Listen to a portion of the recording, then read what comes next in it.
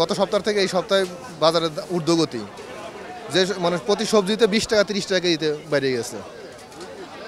একেবারে মানে কি বলবো, আর বলার মতন ভাষায় নেই। যে লাউ গত সপ্তাহে কিনছি 50 টাকা, আজকে কিনলাম 90 টাকা। প্রত্যেক সবজিতে দাম বাড়তি।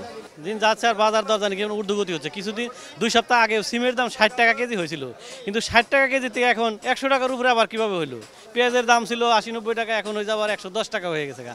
প্রতিটা সবজির দাম আবার বাড়তি হয়ে গেছে গা। শীতকাল আসছে, শীতকাল আসলে সবার একটা ধারণা ছিল যে শীতকাল যেহেতু আসছে তাহলে হয়তো বা সবজির দামটা কিছু কমে আসবে, কিন্তু এমন পর্যায়ে আসছে আবার সেই পূর্বের মতো হয়ে গেছে যেটা 2 মাস আগে আমাদের দ্রব্যমূল্যের ঊর্ধ্বগতি ছিল। আলহামদুলিল্লাহ সবজি, শীতের সবজি মোটামুটি আসতেছে, আসবে। গরমের সবজি শেষ হয়ে গেছে, প্রায় হইতাছে।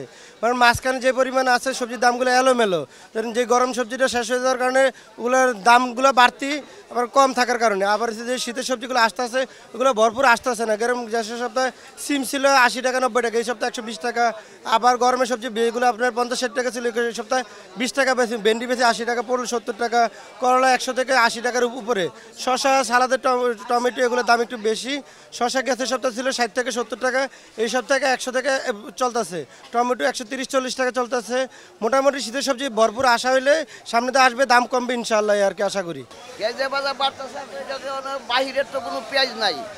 পেঁয়াজ হলো সব হইলো আমার দেশি পেঁয়াজ। মনে বাজার যদি 1 টাকা বাড়ে তখন গৃহস্থ দেয় আটকাইয়া, বাড়তেছে বাজার, তখন আমদানি কম হয়, এই জন্যই আপনার বাজার বাড়িয়া যায়। আবার যখন বাজারে আমদানি হয়ে যায় তখন আবার কমে যায়। মানে ইন্ডিয়ান পেঁয়াজ নাই তো, ইন্ডিয়ান পেঁয়াজ নাই তো।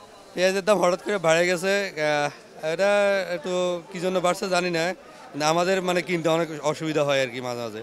এই যে যেমন আগে নিতাম 5 কেজি, এখন নিচ্ছি মাত্র 2.5 কেজি, কমাই নিতে হইতেছে আর কি। আর কি হ্যাঁ, প্রায় 30-40 টাকার মতো বাড়তি হয়ে গেছে অল্প কিছুদিনের ভিতরে। হঠাৎ করে এটা বাড়াটা কোনো যুক্তি আমি দেখি না, মনে হয় না আমার কোনো যুক্তি আছে এটার মধ্যে। সবচেয়ে বড় কথা হলো সরকার যদি এলসি চালু না রাখতো তাহলে আমাদের দেশে এখন চালের দাম স্বর্ণের মতো বাড়ত।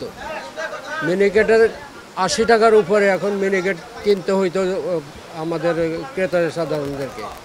কিন্তু যখন এলসি চালু করার পরে পর্যাপ্ত পরিমাণে চাল ঢুকছে, মোটা চাল, চিকন চাল, মিডিয়াম চাল, সব ধরনের চাল বাজারে অ্যাভেলেবেল থাকাতে চালের বাজার অনেকটাই কম।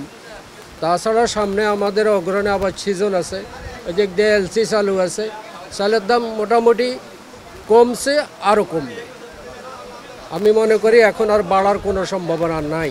যদি এলসি চালু থাকে কখনো চালের দাম বাড়বে না, এলসি বন্ধ হলে চালের দাম বাড়বে।